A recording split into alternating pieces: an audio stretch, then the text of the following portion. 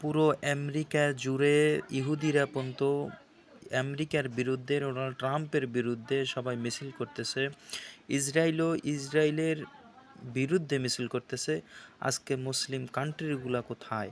তারা কি দেখে না? তারা কি নামতে পারে না? তারা কি করে বসে বসে?